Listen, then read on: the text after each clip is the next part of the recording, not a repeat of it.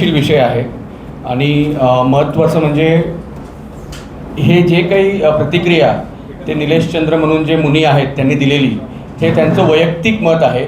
याच्यात समाज म्हणून म्हणजे आमच्याकडून आपल्या मीडियावाल्यांना विनंती आहे की तुम्ही जैन समाज किंवा जैन मुनी हा शब्द वापरू नये. त्याला कारण असं आहे की वारंवार मागच्या काही 2-3 वर्षात जे आपण बघितलं असेल, दर 3-4 महिन्यात 5 महिन्यात काहीतरी स्टेटमेंट येते, काहीतरी स्टेटमेंट दिलं ठराविकच एक 2-3 मुनी असतील. त्यामुळे कृपया हे त्यांची वैयक्तिक स्टेटमेंट असते, ही काही समाजाची भूमिका नाही आहे.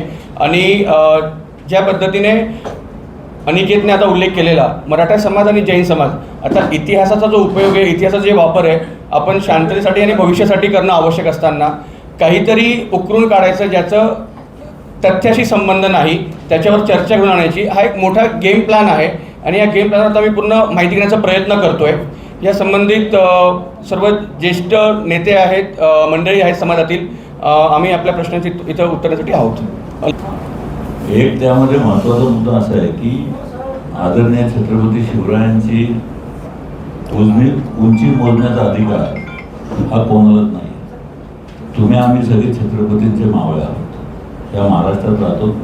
आदरणीय छत्रपतींचा वसा घेऊन आपण सगळे चाललेलो आहोत. आणि आदरणीय छत्रपतींच्या संदर्भामध्ये, छत्रपती शिवरायांच्या संदर्भामध्ये कोणी जर काही चुकीचं बोललं असेल तर त्याला जैन समाज कधी पाठीशी घालणार नाही. कारण की आदरणीय छत्रपती शिवरायांचं जे कर्तृत्व आहे, दातृत्व आहे, सर्व समाजाला बरोबर घेऊन जाण्याचं त्यांचा जो वैचारिक ठेवा आहे तो जपण्याचं काम माझ्यासारखा कार्यकर्ता गेली अनेक वर्ष करतो. तुकोबाचा पाईक असल्यामुळं मला माहिती आहे की बहुजन समाज आणि जैन समाज एकरूप झाल्याशिवाय महाराष्ट्रातल्या बऱ्याचशा गोष्टी ह्या साध्य होत नाही.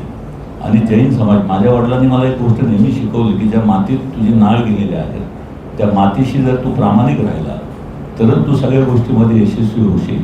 ही शिकवण आम्हाला सगळ्यांना आहे आणि अहिंसेच्या मार्गावरून आम्ही सगळे चालणारे आहोत. त्यामुळे कुठला मुनी किंवा कुठला संत काय बोलला तर त्याचा जैन समाजाशी काही एक संबंध नाही. मध्ये कोणतरी कोणाची उंची बोलली, मध्ये कोणीतरी कोणाच्या तरी संदर्भात बोललं, पण आदरणीय ताराराणींबद्दल सुद्धा आम्हाला प्रचंड आदर आहे.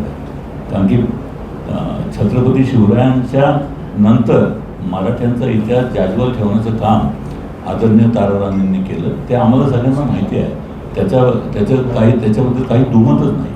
पण कुठल्या मुनींनी जर कुठला अभ्यास न करता जर काही वक्तव्य केलं असेल तर त्याला कृपया जैन समाजाला अख्ख्या दोष देऊ नये अशी माझी सगळ्यांना विनंती आहे. जैन समाजामधले बरेचसे कार्यकर्ते हे सगळ्या समाजामध्ये म्हणजे गणपती उत्सवापासून म्हणा किंवा सगळ्याच उत्सवामध्ये हे हिरारीने भाग घेत असतात.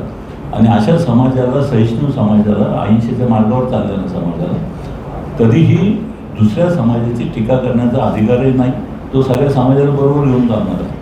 कुठला मुनी काय बोलला म्हणून कृपा करून जैन समाजाला टार्गेट करू नये अशी माझी विनंती आहे आपल्या सगळ्यांना. स्टेटमेंट वाचलं, कोणाचं तरी स्टेटमेंट आलं की हिंदू संस्कृतीचा अविभाज्य भाग आहे वगैरे, पण जर हजारो वर्षाची परंपरा काढली तर जैन धर्माचा एक स्वतंत्र इतिहास आहे.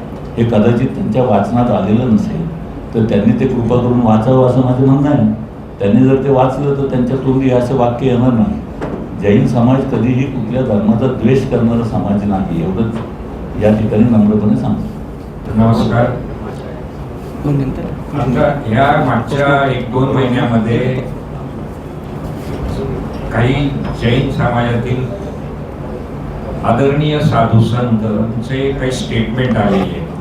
मला वाटतं महापुरुषांविषयी, इतिहासातल्या महापुरुषांविषयी कुठलेही विधान करताना आधाराशिवाय किंवा कुठल्याही पुराव्याशिवाय बोलायला नाही पाहिजे. त्यांना कोणी चुकीची माहिती दिली असण्याची शक्यता आहे, परंतु त्यांनी हे स्टेटमेंट करायला नको पाहिजे होतं. आणि त्याच्यासाठी समाजाला वेठीस धरला जातो. समाज ॲक्च्युअल परिस्थिती वेगळी आहे. इतिहासाचं मला वाटतं त्याच्यात त्यांनी अभ्यास नाही आहे आणि ते त्यांचं वैयक्तिक मत असू शकतो किंवा त्यांचं जर काही पक्कं मत असेल तर त्यांनी पुराव्याशिवाय बोललं, पुरावे समोर ठेवले पाहिजे.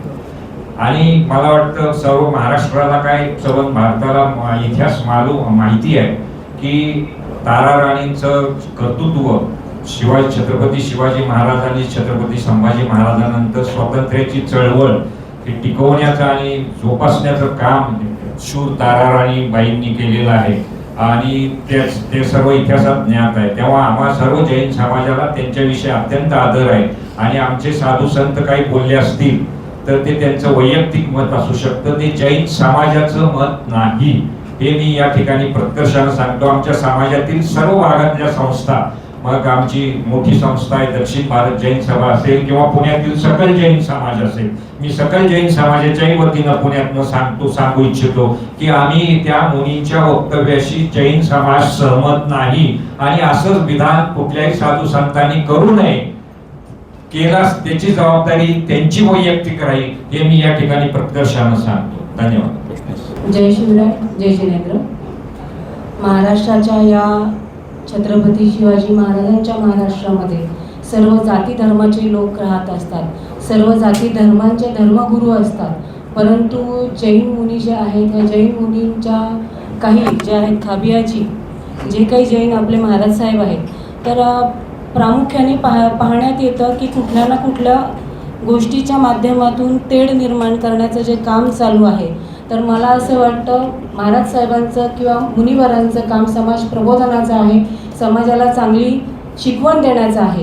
कुठल्याही प्रकारच्या राजकीय गोष्टी मनात घेऊन, म्हणजे हे होत आहे हे आम्ही पाहत आहोत, तर अशा गोष्टी इथून पुढे नाही झाल्या पाहिजेत. एक जैन म्हणून आणि एक मराठा म्हणून मला ही कळकळीची विनंती आहे की आपण सगळेजण समाजामध्ये काम करत असतो, परंतु असे जे धर्मगुरू असतील, ह्या धर्मगुरूंनी कुठल्याही प्रकारचा धार्मिक तेढ निर्माण करू नये एवढीच विनंती करते.